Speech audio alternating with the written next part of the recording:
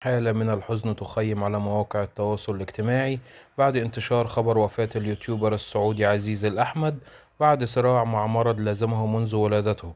وإليكم بعض التفاصيل حول وفاة اليوتيوبر السعودي. توفي اليوتيوبر السعودي عزيز الأحمد اليوم الخميس عن عمر يناهز 27 عاما، وسط صدمة بين المتابعين لصفحته الرسمية على وسائل التواصل الاجتماعي، حيث نشرت الصفحة الرسمية لليوتيوبر السعودي الشهير بعزيز الأسمر على انستجرام صورة كتب عليها: الله يرحمك يا عزيز، إنا لله وإنا إليه راجعون، حيث تصدر وسام هاشتاج عزيز الأسمر الأكثر تداولا على مواقع التواصل الاجتماعي، خاصة موقع التغريدات القصيرة تويتر، وسط حالة من الحزن على وفاته. وقد نعى اليوتيوبر العالمي الشهير كوكس البابا وفاة عزيز الأسمر على موقع انستجرام، معلقا باللغة التركية على منشور وفاته: رحمك الله أخي، أرجو أن يكون لك مكانا في الجنة. ويعتبر عزيز الأحمد من أشهر الشخصيات الكوميدية على مواقع التواصل الاجتماعي في المملكة العربية السعودية، وعانى من مرض هرموني منذ ولادته.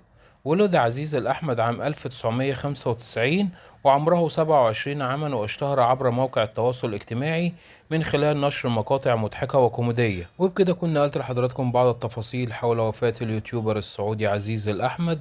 خالص العزاء للشعب السعودي وأسرة عزيز، سائلا المولى عز وجل أن يتغمده برحمته الواسعة ويلهم أهليه وذويه الصبر والسلوان. ده كان فيديو النهاردة، وأشوفكم إن شاء الله في فيديو جديد، وأقول لكم السلام عليكم ورحمة الله وبركاته.